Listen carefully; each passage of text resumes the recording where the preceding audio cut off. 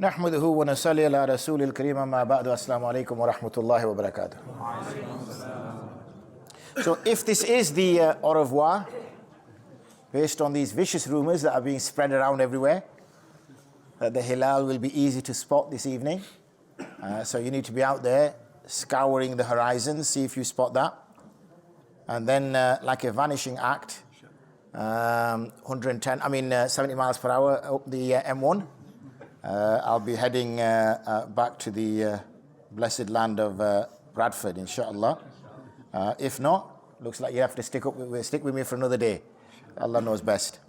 So as we get to the sort of close, and we tried this morning to kind of bring a lot of the conversations together that we've shared over the 9-10 days. But one of the things we have found, obviously, is that Allah subhanahu wa ta'ala places lots of responsibilities upon us. He places lots of responsibilities upon us. He tells us when to pray. He tells us how to pray. He tells us to fast. He tells us to dress in a certain way. Lots of requirements.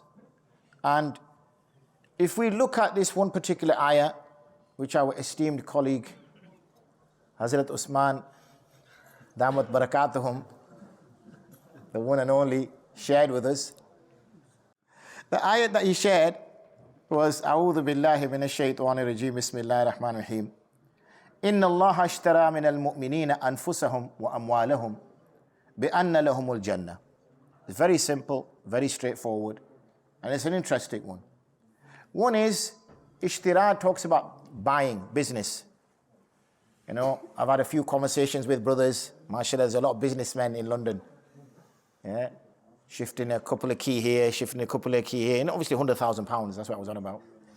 Yeah, this, that, we talk about thousands and hundreds. You come here, people are talking about tens of thousands, hundreds of thousands. So alhamdulillah, people like to do business. So Allah subhanahu wa ta'ala has already done a business arrangement with us, something that we already accepted. The ayat says that indeed Allah has purchased from the believers. What has He purchased? Anfusahum wa amwalahum. He owns us and He owns our wealth. He owns us and He owns our wealth. When you own something, you decide what happens to that thing. Like, you have a phone, you have a car, you have a house. These are our possessions that we, gather over our lives. And we choose what we want to do with those possessions. We decide what we're going to do with the car. We decide what we're going to do with the phone. And similarly with our wealth, we decide how we're going to spend that wealth. If Allah subhanahu wa ta'ala is telling us that He owns us and He owns our wealth, then we don't get to decide how we use ourselves. We don't get to decide how we use our wealth because He owns it. Allah subhanahu wa ta'ala has bought it from us. He's done a transaction, we agreed. So you might say, well, okay, what do we get in return? We're all sharp businessmen here. We like to get a good deal. What deal do we get for giving ourselves and giving our wealth to Allah? Allah subhanahu wa ta'ala says, بِأَنَّ لَهُمُ الْجَنَّةِ, that they will get Jannah. So if we use our body in the way Allah has commanded it, irrespective of what our body wants. Fajr time, your body wants to go to sleep. Your body doesn't want to get up. It's tired. It wants to rest. It's worked all day. Your body wants to eat. Does not want to spend all day not eating, not drinking. So these are the bodily desires. And there's lots of other bodily desires that we will get inside of us that will want us to go this way or want us to go that way. These shahwats will come and we'll be tested by them. But we've agreed to this arrangement, we've agreed to this contract that we have already exchanged these bodies for what? For Jannah. Similarly, our wealth. You might want to use your money for this thing or for that thing. You may not want to use your money to build a well or feed the poor or build a masjid You've got your own issues. You've got children that are growing up. They're going to need financial support. You've got bills to pay. You don't know how long you're going to be working for. You've got to provide for a family. But yet you're being told, give 2.5% of your wealth in zakah, as zakah, give sadaqah, give lillah. Again, Allah SWT can tell us that. Why can He command us to do that? Because He has exchanged our wealth for Jannah. So if we look at the mathematical construct in another way, then if you don't want Jannah, then do with your body and do with your wealth as you please. You become the Malik. You say, no, you know what, I don't want Jannah, so that I can do with my body and with my wealth as I please, what I desire. Or the other way around is one should not expect Jannah if they do with their body or they do with their wealth as they please. Why should they expect it? It's a simple formula. Allah has already bought that from us, so He owns it. So He is at will to tell us how we should use it, how we should spend it. So if He tells you, this is how you pray, this is what you eat, this is the manner that you eat, you can purchase this, you can't purchase this, you can dress like this, you can't dress like that, you have to keep this facial hair, you have to remove this body hair. All these instructions were given. You cannot have intimacy in this way, you have to have intimacy in this way. All these details He gives us. All these rules He gives us. But what are we getting in exchange? Jannah. We are getting Jannah. We've spent, alhamdulillah, this month, some fortunate souls spent the last, coming up to 9 days now, in His house, dedicating their time to worshipping Him. They've given their time. Many brothers have given their wealth. So they've given their anfus, themselves. Oh Allah, I'm going to give you myself for the 9 days. I'm going to be solely worshipping You. I'm not going to be dedicating to be doing business. I'm not going to be looking after myself. I'm not going to be talking to my friends outside. I'm not going to be doing any of these things. I'm going to sacrifice all that and I'm going to give myself to You in Your path. And as we've seen, brothers have stood here every night, every daytime asking, and alhamdulillah, every single one of you dug deep into your pockets and gave. Whether it was zakah, whether it was sadaqah, whether it was lillah. You understood this transaction, this business deal you made with Allah. And you fulfilled that. You made sure that your side of the transaction was done. So that you can be confident, inshaAllah, that Allah SWT will fulfill His side of the transaction and give Jannah in return. And as we potentially, we are a hilal away from Eid, it's always important that when you go through a nice regime that we've been through for 29 days or 30 days or whatever it's going to be, where not only did we give up the haram, we gave up the halal. Not only did we give up the haram, we gave up the halal. We gave up food. Food is halal. Not only did we offer our fard prayers, we offered our sunnah muakkada for hours. We recited the Quran. We tried to understand our deen a little bit better, so that there's more feeling behind our actions. There's more understanding behind our actions. So that as we come out of this, fight camp, boot camp, call it what you like, where we're isolated away, shayateen have been locked up, we've been isolated, all we've been focusing on is spiritual reformation, all we've been focusing on is connecting with Allah, but that's going to change in potentially a day's time or 2 days' time. Normality is going to sink in. And the heart has been softened over these 29 days. Little things will get us upset. We hear a verse of the Quran, it brings tears to our eyes. We see Jannah as though it is only a arm's length away. And if we reached out, we could grab a tree out of Jannah. That's how close we are. But then we get caught up into the harshness of reality again. The heart starts to harden again. And then that very branch which was so close now seems so far away. And in fact, we're feeling the heat of Jahannam again. And then we're praying for another Ramadan. Praying that, oh, when will Ramadan come? And we're going to wait 10 months, 11 months for that Ramadan to come. And we know that Ramadan is a month and 11 months are non-Ramadan.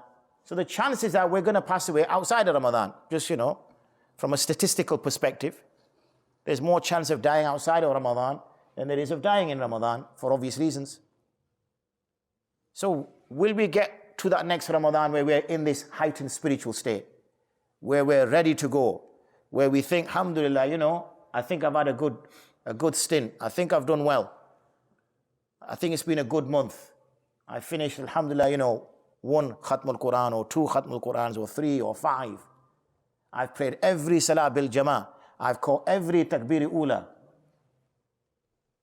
I've spent hours in the masjid. That scholar was absolutely fantastic. I learned so much from him. I'm going to go now and start implementing this. No, if we can go with that kind of feeling on that high, we have to find a structure to maintain that. Now, obviously, this was a bit of a sprint. We can't keep a sprint going for 11 months. We'll burn out. That's a reality. But we still need to maintain it for that very statistical reason that 11 months are not Ramadan. Only 1 month is Ramadan. And we talked, I think, 3-4 sessions back about making a schedule, about making a plan. And we talked maybe 3-4 sessions back before that about the environment that we're in. And how sometimes the people that we surround ourselves by aren't helping us to break out of this situation that we're in, but in reality, they're reaffirming that situation that we're in. So in order to change, we need to move out of that situation that we're in. Because it's difficult to change when everybody around you is doing those kind of things. Because we always use that same excuse, don't we? Everybody's doing it. The last thing the lemmings said when they fell off the edge of the cliff, everybody's doing it. And we've got to make sure that those steps we can take now, because we are at our strongest spiritually right now. We are at our strongest. So if any decisions need to be made, they need to be made now. No, I'll sort that out next week, I'll sort that out the week after, whatever. Because as soon as you say that, that's just Shaitan's trick to kick the can further down the road, and he's going to take you down when you're weaker. It's as simple as that. He knows you're too much of a tough opponent now. He knows that he's spiritually too strong. I can't wrestle him. So all I'll do is I'll put this idea in him. Delay, yaar, what's the rush? Alhamdulillah, you're such a buzurg. Look how much stuff you did.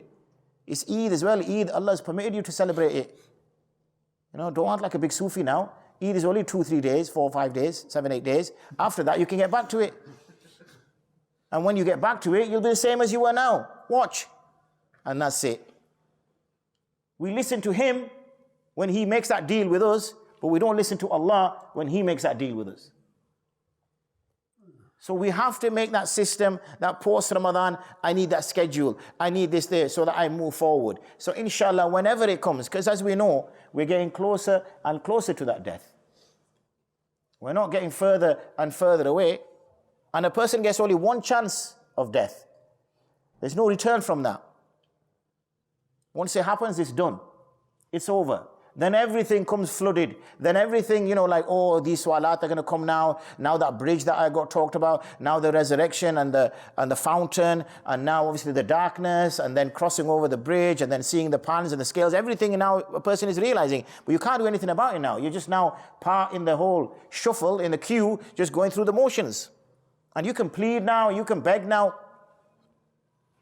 It's of no use. It's of no use.